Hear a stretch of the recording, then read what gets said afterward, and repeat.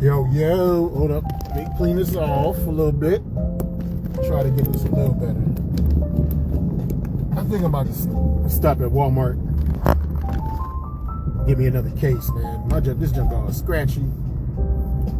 I need something clear, but it look good though. We back again, baby. The tap in.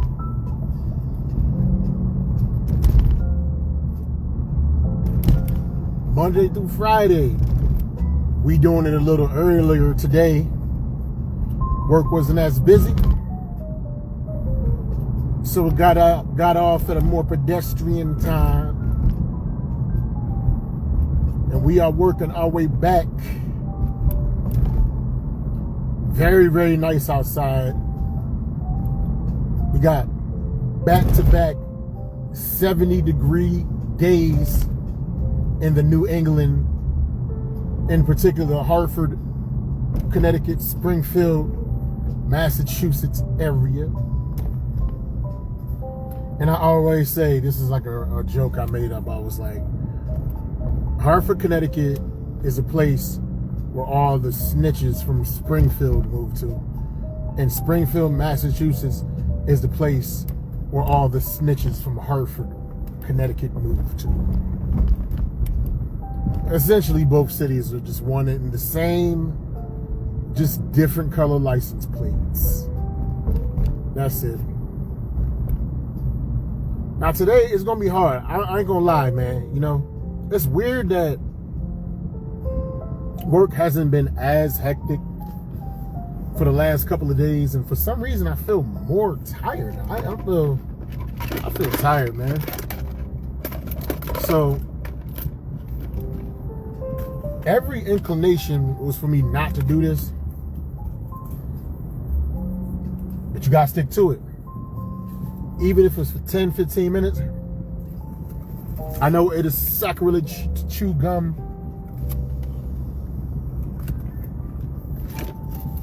Or consume things while talking on camera. I just finished working an 8.5-hour shift. So my palate tastes like the pits of hell.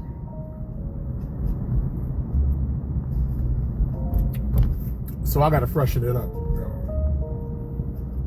It's like in the story of Lazarus and the rich man. I guess Lazarus was in Hades or hell, and I forget who he asked, but he asked for like a little bit of relief, just a drop of water to just soothe his tongue in the pits of hell. This is the drop of water, this gum. But not much has changed between today and yesterday. There's still people in the Middle East fighting. On the one side, the right is saying they blowing them to smithereens and there's no competition. On the left, they saying that the USA is running out of money and munitions, and gas prices, they're not going up astronomically. They always fluctuate. I think it went up like 30 cents or something like that. I don't know. Some folk, they just doom scroll and just scrutinize every minute thing that happens with whomever they don't fancy. So,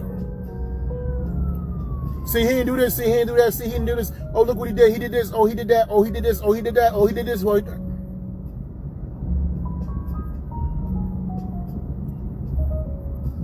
I'm just trying to make folk feel good, man. We need to focus on things that we can control directly.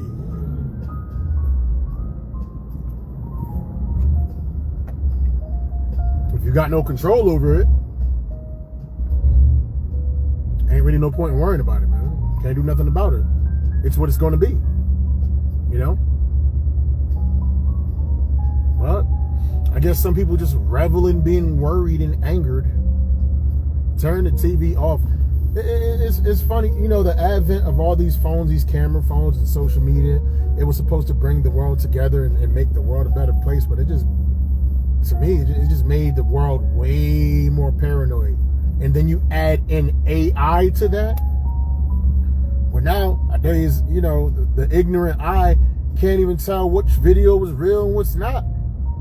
What's a real image and what isn't. And if you hate somebody, any image that's produced, no matter how far-fetched, you're going to believe every single image. And then when people try to disprove it, you're going to get mad at them for telling the truth. This world crazy, man. When you want to hate somebody, when you want to believe everything negative against somebody, man. This is an interesting world. I don't operate that way. Even if I don't think you're the greatest of people, I'm not going to just put everything on you. If somebody is a bad enough person, you don't have to lie on them to justify your hatred towards them or make some type of campaign against them. You know? You don't got to do that. They're going to do it themselves. But when you start throwing extra sauce on it, when you start throwing some stank on top of it, and then it turns out not to be true, then people don't trust your words or believe anything that you have to say. Like you said, you give a person enough rope, they'll hang themselves. But sometimes we take enough of that rope and we hang ourselves when we overfabricate. I'm gonna be funny when it's time to be funny, but I don't feel like being funny right now.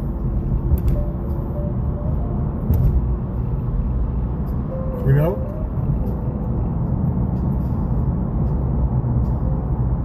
It's just interesting, man. See what's going on in this world. I'm gonna get to the jokes. I'm on the highway. I don't got nothing in mind that I wanted to work on, so I think I'm gonna do the 60-40 rule. I'm gonna work on some newer stuff. I'm gonna work on some older stuff. And we're gonna do it like that, man. Take this gum out. I can't perform chewing this gum. It's impossible. All right, here we go. Yeah, about to get into my thing. You know, I'm around white folks a lot, whether it's working or performing. And every time I'm around white people, I always feel obligated to pronounce the word ask with 3 syllables. Ask with 3 syllables. Because if I don't say ask with 3 syllables around white folks, they're going to think I'm an idiot. So every time I'm around white people, to protect my intelligence, to protect the fact that I went to and graduated from a state college, the word is ask. Now around the homies, man, I'm saying ask. But as soon as I see one white face enter the room, ask with 3 syllables. Ask with 3 syllables. My state education is priceless. Ask with 3 syllables. You know, I don't trust, man. I don't trust people that don't like pancakes. People that don't like pancakes are extremely hard to trust. Cause how could you not fancy those golden, buttery discs of fluffy goodness with the crisp edges? That's like saying, I don't like orgasms, yo. And I just can't trust you, man. I cannot. You're a person that cannot be trusted. If I see you eating in the morning time at breakfast and you got some wheat toast, boiled egg with no salt, and black coffee, something wrong with you, man. I was doing a research paper for my thesis in college. I was doing this study, and it said the one thing that Adolf Hitler, Genghis Khan, and Joe Stalin had in common is that none of them like breakfast. I messed up the joke. Is that none of them like breakfast pastries, man. So if we're going out, you know what I mean, to eat in the morning time, and then I see you order wheat toast, a boiled egg, and black coffee, I know for a fact you got Mein Kampf in your dick. I know for a fact you got Mein Kampf in your library. You cannot be trusted. Those pancakes, I don't know. I need this. I need that. I done butchered it, but we gonna power through. I'm gonna go back and listen to this. Like I said, I'm just tired. Traffic is crazy right now. Work's been dying out a little bit. It's getting warmer outside, but I'm on this route at my job in particular, and I've been doing a lot of runs through Vermont. I deliver propane through Vermont, and Vermont is known for two things: being very cold, and they're known for syrup. You know what that means? The women are extremely hairy and thick. Their legs look like Ugg boots. They wear flannel shirts, and the Subaru is the state vehicle. Yeah. But I'm driving through Vermont, man, and I'm noticing this place is very beautiful. You know, you got the Appalachian Mountains, you got the evergreen trees, you got the beautiful churches and the architecture. It's very Hallmark Christmas card-like. I realized something, yo. There's no thugs in Vermont, man. You ain't gonna never see no thugs in Vermont. When the last time you saw a thug on a Christmas card? Doesn't exist. And just as I said that, I saw this black dude walking down the street with a bucket hat, a book bag, baggy jeans. And I thought to myself, that man is in witness protection. Because there's no way in the world living here is his choice. It was a court order. He snitched on everybody, told on the entire organization.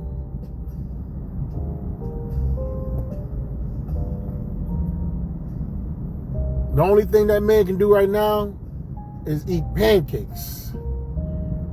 He don't got Mein Kampf in his library, but he definitely has a big-bottomed, hairy-legged woman in his bedroom. They have matching flannels. They share the Subaru. They're going skiing this weekend. That is for certain. He is the only thug in Vermont. Brattleboro to be exact. It's getting warmer outside, man. You know what that means? Way more fights. You see, as the temperature go up, they bombing the whole Middle East, man. And out here, it's explosions in America, and the YNs, the young ninjas, they shooting each other up.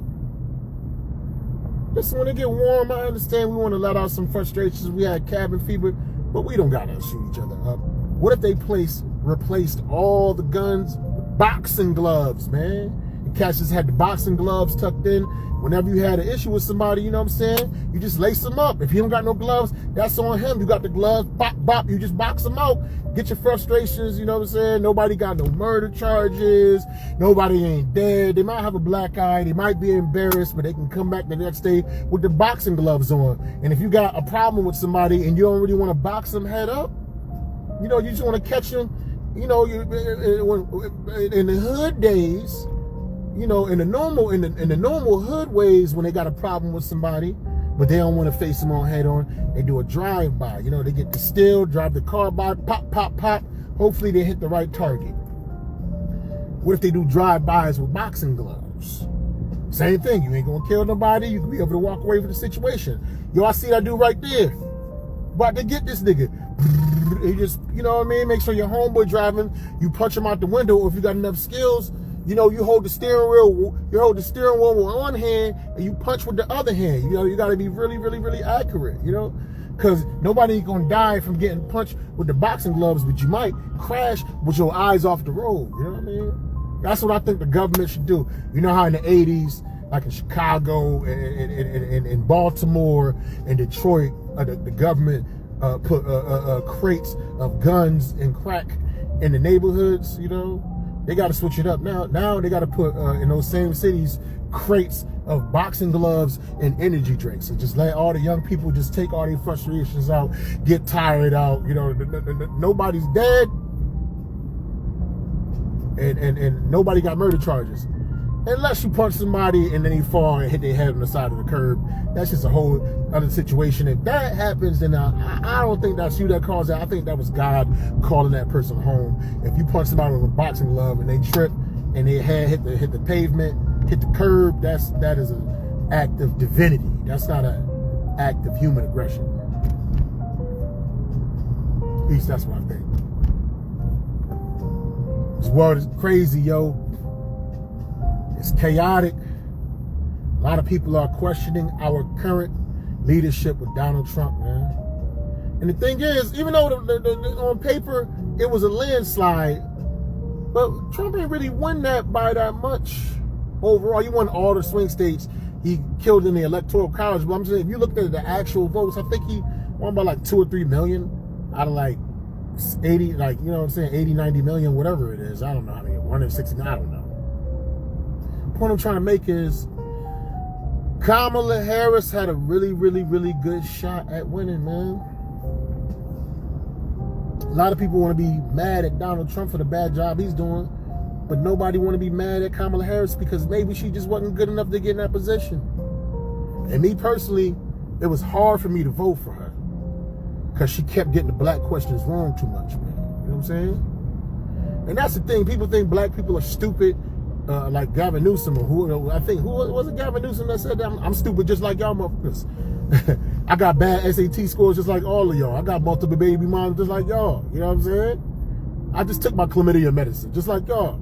You know, a lot of black, they think we're a monolith and we're stupid, but no, intelligent black people know when a person is trying to take advantage of black folks and posing. And I think a lot of us thought Kamala Harris was posing, man, because she was getting the black questions wrong too much. It was like, Kamala Harris! What music did you listen to while you was in college? It's like, I used to listen to Tupac Shakur and Snoop Dogg. Excellent choices. Very, very good choices. Some of the greatest rappers of all time put the West Coast on a map like no other when West Coast hip-hop was dying. Here's the problem. Kamala Harris was in college in like 1982. What was she listening to Tupac when he was 13? In middle school? She got Snoop Dogg's greatest hits on, what she got, like, she was listening to Snoop Dogg on 8-track? I mean, there's so many names that she could have said that made herself look more legit. She could have said the Fat Boys. She could have said EPMD. She could have said Grandmaster Fast and the Furious 5. She could have said Fab Five Freddy. She could have said Blondie. She could have said Rakim. No, she had to pick the most relevant rappers almost to this day that was children when she was in college. But you know what? I give her a pass because Kamala Harris did not have the traditional American upbringing. She was born to an Indian mother. Her father is Jamaican, though estranged, so he was never in her life. And she was born in California, but she went to high school in Canada, so she does not have the traditional black American experience, so I give her a pass in that situation. Then they asked her, Kamala Harris! Did you smoke weed when you was in college? She's like, I used to blaze a ton of trees. And this is the thing, a lot of college students, that's what they do. They try to find themselves, they're experimenting just to take the edge off. They smoke a little weed just to get by. They get high, and I do not knock her for that. But here's the problem. In the early 2000s, she was the Attorney General for California, and she got a lot of brothers unfairly locked up, sometimes with trumped up evidence, over marijuana. So her bragging and laughing that she smoked weed in college makes her look like a complete hypocrite when she gave a lot of brothers a hard time once she had that job. But I still give her a pass because, you know, when we're young, we do certain things. Once we get older, we do different things for the sake of our job. I got a commercial driver's license. I can't eat edibles or smoke weed or anything like that, or I won't have a job. So I understand that. I give her a pass. Then they asked her, Kamala Harris, when it's the holidays, Thanksgiving time, what is your signature dish you prefer to prepare for your friends and family? It's like, I make me a mean batch of collard greens. Like, hold on. What the fuck? Who taught her how to make them greens? Who taught her how to make them greens? Because Jamaicans ain't known for making greens, and Indians damn sure ain't known for making no greens. And this one Jamaican dude, I was talking to him about the situation. He's like, collard greens is like collard. He's like, collard greens is like callaloo. And I said, no, it's not, man. Both start with the letter C, same amount of syllables. Both are the color green, not the same thing as greens. But you know what? I still give her a pass because she went to Howard University. She was an AKA surrounded by mostly black females, and the ski-wees probably taught her how to whip up them greens. But see, Kamala, she would have been straight if she would have just stopped right there. She had to elaborate even further and make it even worse for herself. She was like, and one Thanksgiving, there was so many people that came over. I don't know why she talking Southern, but you know she be switching her accent up. It was so many people that came over. I had to wash those greens in the bathtub. I'm like, hold the fuck on, man. Because no black person in the history of blackness has ever prepared any type of food in the bathroom. That is some bullshit. Now, I know a lot of you individuals probably voted for Kamala Harris. But let me ask you this question.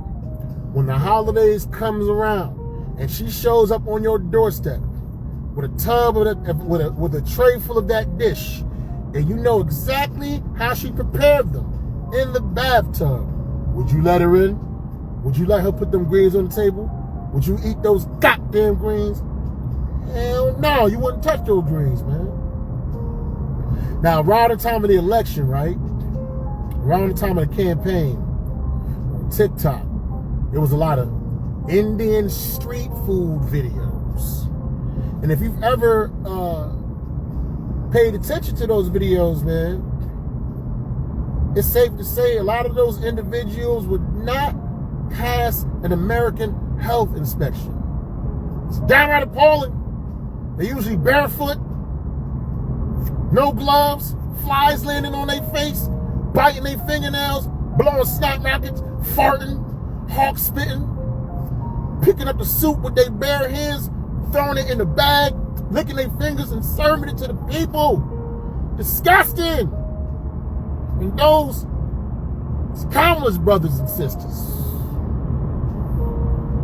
So when I really think about this situation, she probably did cook those greens, man. She probably, yeah, she made them greens, man.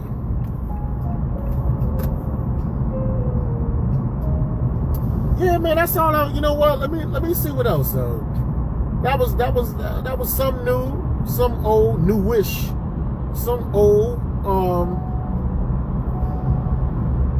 I'm trying to think. Do some of my worked out. I'm gonna do my worked out stuff. I do my worked out stuff. I'm getting old. I'll be 47 years old. 47. When? Today's what? Today's the 11th. I'll be 47 on Wednesday, and I'm happy I'm gonna make it to this age. Hopefully I make it. It's been a couple days. Who knows? I might be making this video right now, and I just die. Like, damn, that was Mo Green last video, man. This nigga dead, man. It's okay with dying nowadays, though, because when you die, your Facebook blow up all of a sudden, man. You know, people start making tributes and video montages. One of my best friend in this comedy game is my boy Cliff Muller.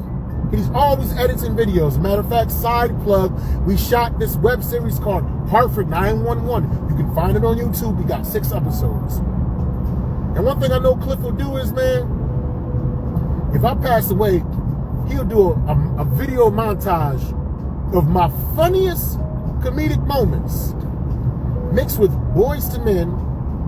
It's so hard to say goodbye. So this is the video that's about to come out in 2 weeks, because this is my last video, man. I'm out of here, man. This is how it's gonna go. How do I say goodbye? Vermont is known for cold weather and syrup. You know what that means? It's a lot of white women with big booties, hairy legs, flannel shirts, and Subarus. To what we had, the good time. I don't trust anybody that eats pancakes. That's basically saying you're Adolf Hitler and you have Mein Kampf in your library. That mean is left outweighing the bad. And every time I'm around white people, I'm inclined to pronounce the word ask with 3 syllables, because I don't want them to think that I'm an idiot. I thought we get to see forever. They asked Kamala Harris, who was your favorite rappers in the 80s? Snoop Dogg and Tupac. How was that possible? Them dudes was only 13 years old. But forever's gone away. Kamala Harris washes her greens in the bathtub. So if she brought them to the house, would you let her put them on the table? Would you eat them greens? Would you eat them goddamn greens? It's so hard to say goodbye. The Indian street food videos is extremely disgusting, and Kamala Harris is part Indian, so she probably did cook those greens. 2 years today. Hey, rest in peace, Mo Green. Yeah, that's my time. Hopefully I do last. Hopefully I ain't put nothing crazy out in the universe where I'm no longer here in this physical form. But I've been doing this particular joke with the Boyz II Men montage for years now, for 7-8 years. And the joke is, I always like being wrong. So when I say I'm gonna die, I'm terrible at gambling. Every time I think a gambler's gonna win, I always lose. So if I keep saying, yeah, I'm gonna die in 2 weeks, I'm basically gonna live forever. Because I'm gonna keep saying I die in 2 weeks. I'm gonna die in 2 weeks. Or maybe the adverse happens. Maybe I say, yo, I'm gonna die in 2 weeks, and then I die today. But when you die, it was always 2 weeks ago before you died, if you think about it. Logically, whenever you die, it was 2 weeks before that. You just didn't predict it. I don't know. I think I'm being too deep. I think I'm being too goofy. One thing I do know is I gave y'all over 30 minutes. Younger comics, write, perform, hit the open mics, be focused on the craft. If keep your blinders on the drama and nonsense and foolishness. If it's not helping your career, if it's not helping you develop, if you don't get a positive vibe with the individuals that you're around, not saying don't be around them, but just be on guard. You understand what I'm saying? And realize comedy is golf. It's a solo sport. Yes, people can help you out, but ultimately it's your own personal journey, and it's what you do with it. Don't be jaded by other people's success. Be inspired and be encouraged, because everybody has their time, and eventually you will have your time as well. And with that being said, I'm about to get out of here. Download this, upload it on YouTube, listen to it, put it in AI so it can tell me all the jokes that I said, help me, just work out some stuff. And that's it, man. Whatever goal that you set or commitment you make to yourself, and as far as self-development and improvement, even if you say it's once a week, key is just to commit to it. Hey, somebody popped in. Who popped in? No more Gary. Let me see if I can add Gary. Let me see if I can add Gary to. Hell no. Ain't let me.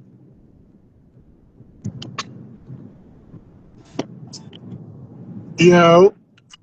What's up, bro? Hey, what's going on, man? You the first caller I had on this, bro. Oh, word? I should only actually. I'm gonna log off and just do audio because I'm not feeling too good. A word. So Yeah. why you hopping? You could have just put me on, you know what I mean? Voicemail, man. No, they had the option to do audio. I just clicked it too fast. Oh, okay. See Yeah. if I can What's put up? this shit sound crazy. What you said? Hey, try to make this louder, yo. But yeah, man, I was just about to wrap up, but I've never had somebody call on yet. So if you wanna throw out a joke, whatever, or you know what I mean, workshop something real quick. You got the energy. If not, I understand. Hell no. I'm tired as fuck. I just Say was what? showing you. I said hell no. I'm tired as fuck. I just wanted to show you some love, man. Oh, just to tap in. But you know what Yeah. though? Hey, you know what I'm saying, for the replay, this is my boy Gary Alexis. That's one of my right hand mans in this comedy shit. Matter of fact, Gary Alexis is probably like my second friend that I met in this comedy game when I started 12 years ago. I met him at the Joker's Wild back in like April. It's crazy how I remember this. Like April of 2014. That's when I met him, man. He was on stage and I sat right in the front like a dummy. I ain't know the rules. And you know what I'm saying? I just got a funny face with the baldy. He just started, and I'm light skinned, so he just started making fun of me off the rip, and we've been friends ever since. You know what I'm saying? Yes, sir. That's the homie right there, man. That's a But fact. yeah, man. Thanks for thanks for tapping in, man. Oh, he told me tell a joke. It's just thinking funny. Man, That I've they been up for almost no like no 40 no minutes. no I kept no. saying, I Somebody just told like wrote 40 minutes worth of jokes. no. Somebody wrote in the thing. They're like, yo, tell a joke, nigga. Yeah, that's David Violence, man. Yeah, I just did like 40 minutes worth of jokes. I'm done. I could always tell more. This ain't just for me though. This is for whoever wanna hop in and say something. It ain't just me. You know what I mean? It's gonna take a little bit to catch on. I don't think people understand it yet, but I always explain it at the beginning. I go live. I barely got time to practice at night because, as you can see, I'm literally driving home from work. I've been driving for the last 40 minutes, and I just get my shit off. I say a couple jokes. If cats want to come in, say a joke, whatever, boom, they say so. You know, Gary just pulled up and said, he telling you to tell a joke, Gary. No, I know. That's why I said that. I know he was talking to me. I feel like a bag of shit though. I'm out of Yeah, commission it's right hard now. to hear though because the car is windy. The car is windy as here. Yeah, I'm working on something, Davey, man. Yeah, man.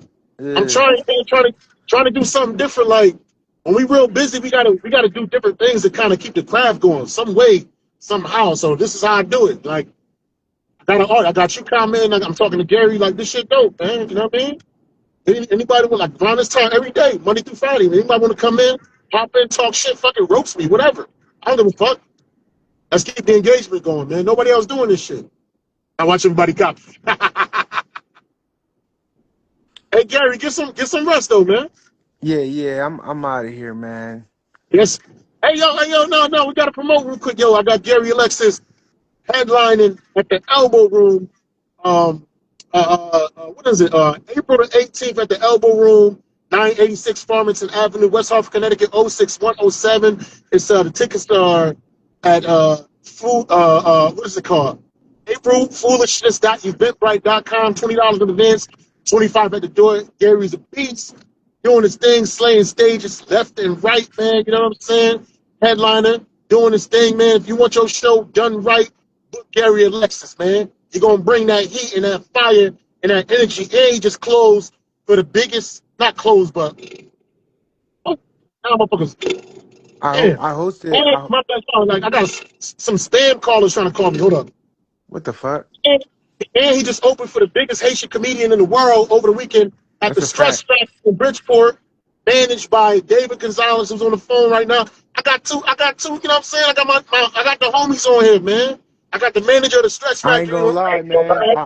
I liked how the Stress Factory took care of me, man. And Yeah, you that know what I'm that saying? The was a Stress Factory took care of you. that's a Feel great me? venue. We doing our thing, man. Gary Lex was just at the Laugh and Buddha contest. Got past the first round, you know what I'm saying? Doing things in New York City. You Yes, know, he's a sir. regular funny bone as well. We just out here working, doing our thing, man. That's what we doing, man. You feel me? Yes, sir. So Shout out get to them. shout out to Sejo too, man. It's a real Yeah, nigga. Sekou. That's his name, Sekou. No, Yes, no, sir. say Joe. Say Say Joe. Oh, like you know, it. Sekou is another comedian from I Oh, forget where he's from, but I know it's a dude named Sekou. I think Yeah. say Joe is like a play on words because say Oh, okay, is okay. like say in English. Say is Joe. Like hey, Yeah, yeah. it's No, I Joe. get it. No, I get Yeah, it. No, I get it. yeah. Hell yeah, man. Oh shit, Yeah, you got good some you comedy. got Do our you got thing, some man. engagement. You got two niggas in here, man. Yeah, man. You know what I'm saying? Paul West. Paul West just pulled up. Yo, Oh, I'm gonna tell y'all an interesting story. Paul West. Before I even did comedy, I was a waiter at Red Lobster for years, and I used to take care of Paul West. I was thinking about doing comedy like since 2002, but I didn't start until 2014. Anyway, when I used to take care of Paul West in between the years of, I want to say '06 and '08, I used to tell him that I was interested in comedy. Paul West is the first person to tell me, whatever jokes you write, only worry about 5 minutes and do those same jokes over and over again until you master them. Master those couple of jokes. He's the first person that gave me the right to point me in the right direction, man. mm, Paul West is the first person to point me in the right direction. And then the next person that gave me a major tip in 2012, Corey Manning from Quincy, Mass. Corey Manning was opening for Tommy Davidson, and I spoke to him after the show. At the time, I was a big time poet, Connecticut. I was like, I'm thinking about doing comedy, but I don't know how to get started. And it's like, I do poetry. He's like, oh, you do poetry? I was like, yeah. He said, yo, poetry. He said, comedy is just poetry slowed down. I was like, word? And he said, mm. oh, you try to write an hour? He said, only focus on 3 minutes. So the advice from Paul West and the advice from Corey Manning, that's what put me in the real mindset to write my jokes. The person that taught me the setups and the punchlines and everything, it was like the fall of 2013. Shout out to Tyrone Burston. He's from Hartford, Connecticut, but he lived in North Carolina. He toured for Adele Givens. He came up at the same time with Ryan Davis. They came up together. You know what I'm saying? So I had some good like instrumental names in my life and my comedy career that helped me point me in the right direction. And I'm thankful to all y'all cats, man. Real talk. Damn, That's it. That's it. that was deep, my nigga. Yeah, yeah. But I remember it. I remember all that shit, man. You know what I'm saying? And then me and Gary, me and you, yo, we workshop all the time too, man. Shit, hell yeah. You said tell David to yeah, David. Anybody could throw a joke, yo. Even if you type out a joke, I'll read that shit. Like if you know what I'm saying, cats don't really get on camera or whatever. That's cool. Type something out. It's whatever, man. No, It don't. I It don't. don't. That's not my problem. I just don't feel good, you know. No. I already know. I I already, meant I I already meant I meant to do the audio. I don't even know. know why. Hey yo, plus you had a full weekend of comedy where you was just all over. You was you Bro. was you was in contact with all kinds of bacteria. All them fans. Oh my God. What happened? Niggas got me sick as fuck, bro. Somebody. I dapped one too many niggas. Nah, you randomly kissed a chick. Hell no. Fuck I'm out of joking. here. That used to be me. In my club days, man, I Oh, always word? found a kiss randomly. Random as hell. How many times you had mono, nigga? Oh my God. How many times I had cold sores? That's the better question. This nigga, you just a brave nigga. Index, man. These niggas are degenerate. I, I was reading Dr. Sebi books on how to kill herpes simplex too. Oh my God. You know them fake ass Facebook AI videos. It's like if you take the skunk seed extract oil, it'll cure your genital warts. And motherfuckers really be buying that shit. Yo, you going real left in this shit. I'm I'm about, getting I'm I'm in about, silly dark mode, man. I'm about to let you go, bro. Somebody was Yeah, man. calling me. Yo, hey, be safe, man. Hey, my nigga, you know what's Yes, up. sir. Hey. Say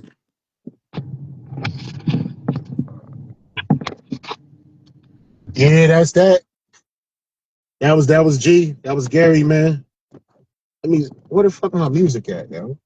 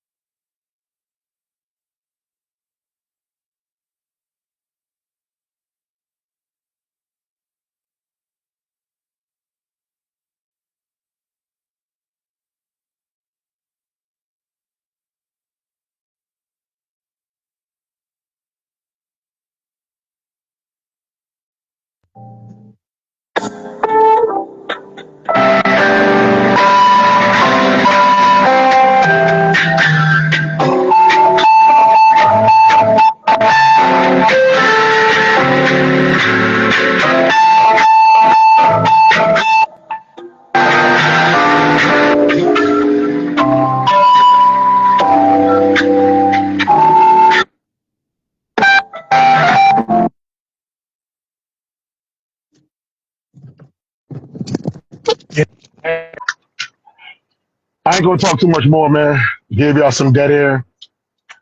Thank you to everybody that popped in. Gary Alexis, Paul West, David Gonzalez, Eddie Brown was watching. Hey, I'm out. Y'all see me to get tomorrow. Same bad time, same bad station, 4:30 p.m.